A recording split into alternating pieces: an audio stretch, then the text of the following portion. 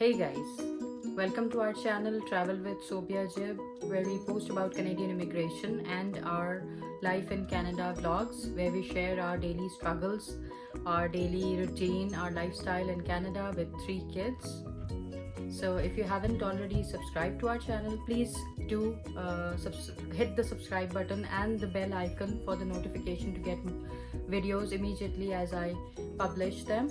And as I created a poll in my community tab regarding whether I should create a video on question and answers about Canadian immigration, and majority, like 80% of people, have voted yes. So next video would be about the question and answers which you people face while applying, any doubts that you have in your minds regarding the Canadian life, the Canadian weather, the schooling system, healthcare system, anything.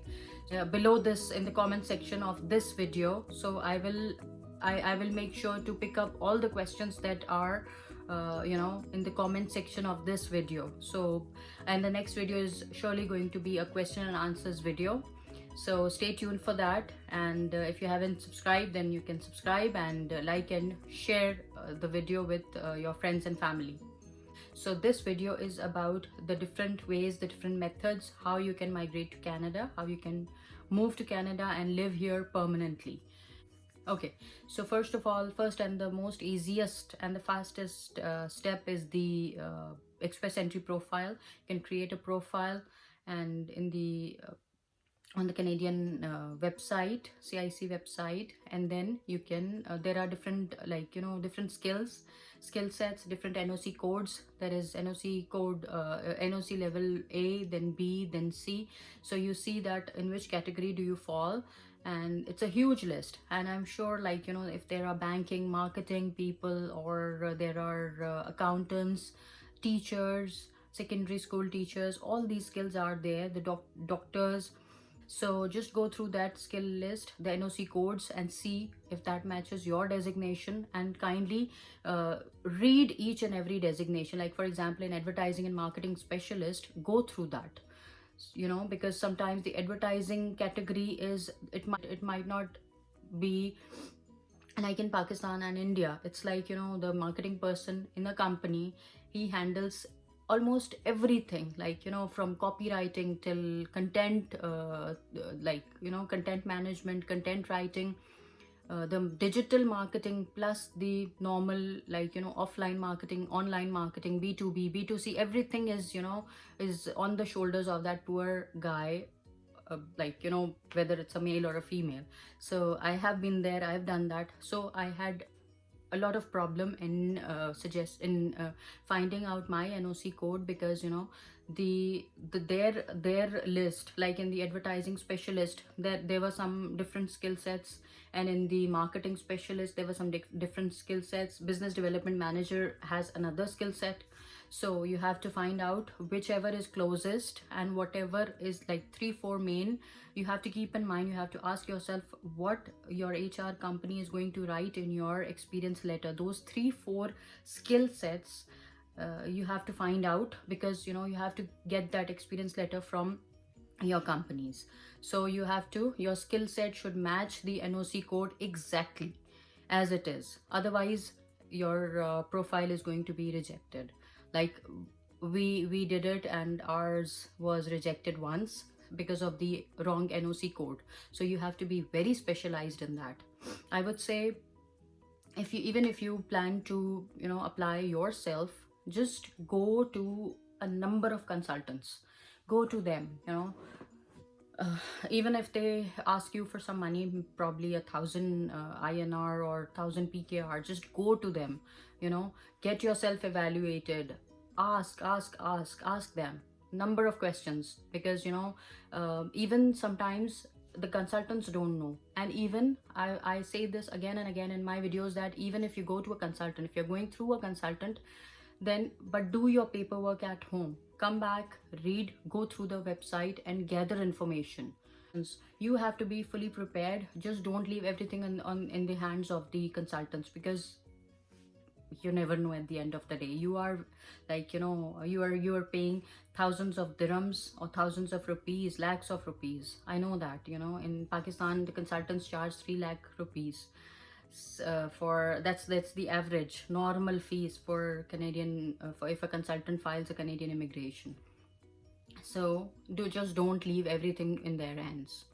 Having said that, the express entry it usually takes around 1 year to 1 year. I've seen cases where express entry, the minimum, it takes 6 months till 1.5 years. Our case took 1.5 years because of background check, this check, that check.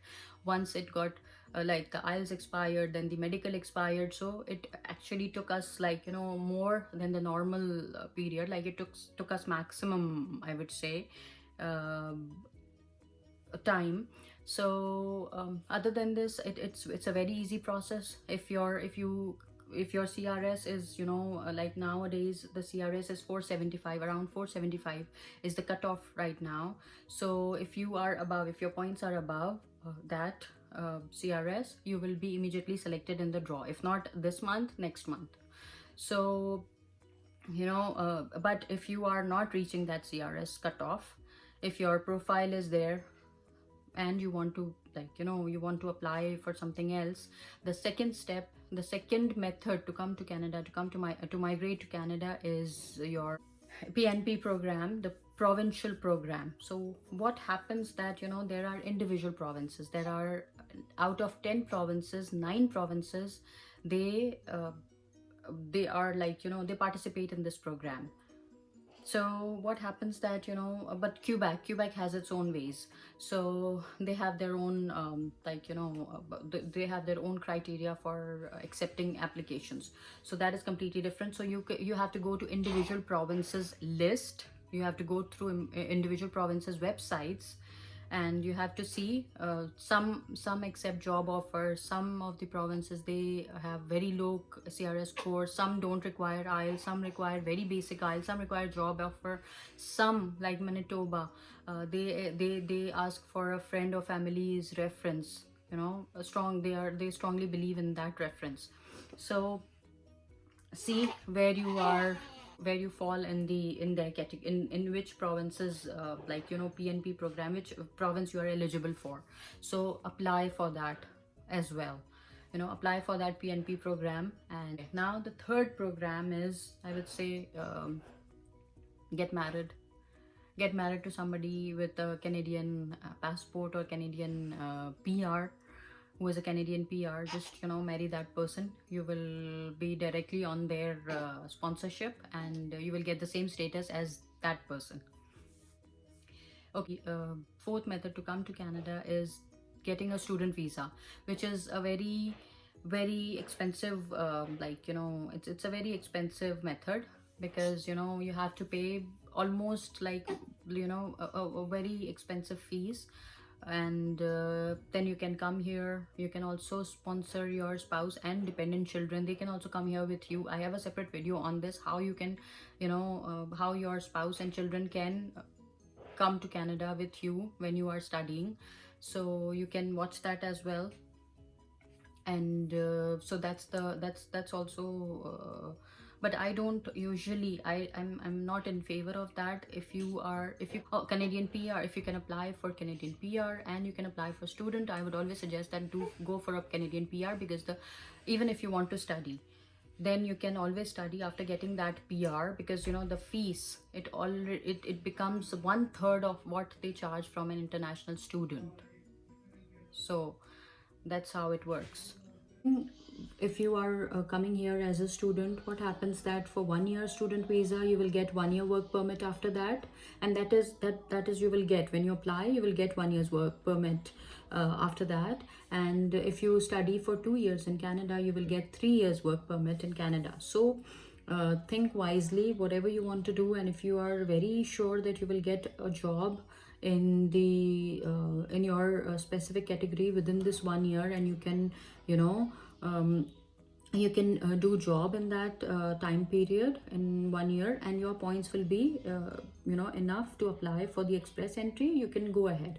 But if you feel that you need 3 years at least, to find a job, to have to collect that work experience and to increase your points, and you can go for a 2 years student program.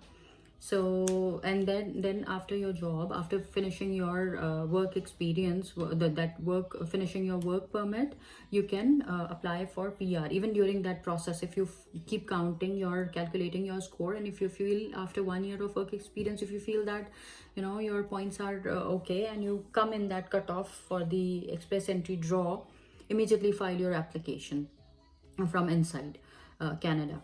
So another method is the Atlantic Immigration Pilot Program.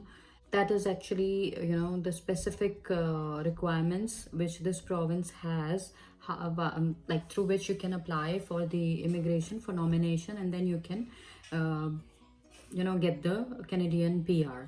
Job offer from them, and then accept it, and then you can apply for PR, and then live in Canada. The another method how you can migrate to Canada is the rural and northern immigration programs. Now, guys, there are many smaller communities in Canada.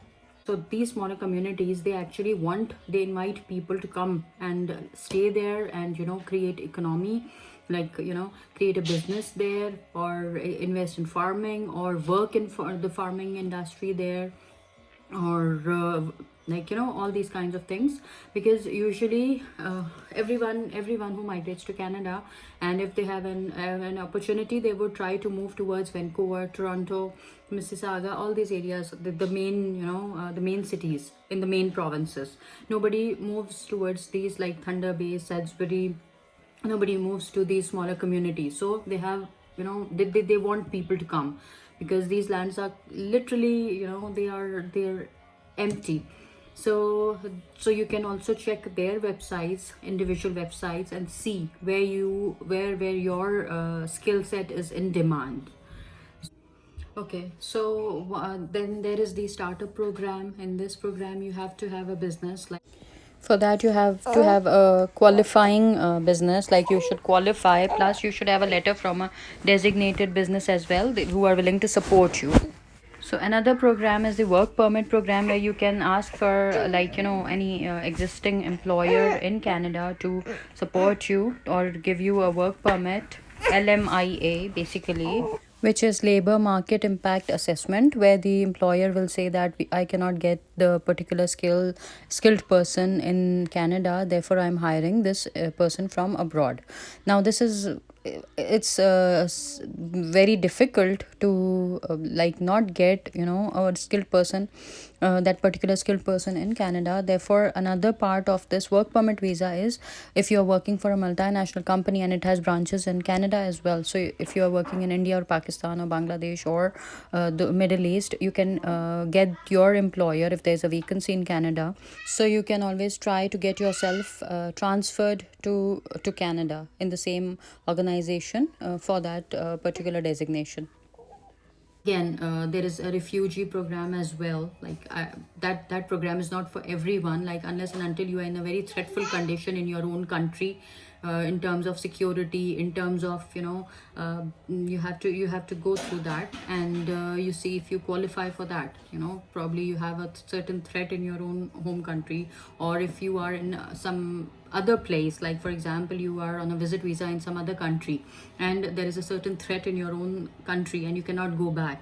So you have to show everything. It's all crystal clear. You cannot just say that I'm threatened by somebody in my home country and I cannot move back, but you have to show them, you have to provide all kinds of proof, after which you will be granted this visa.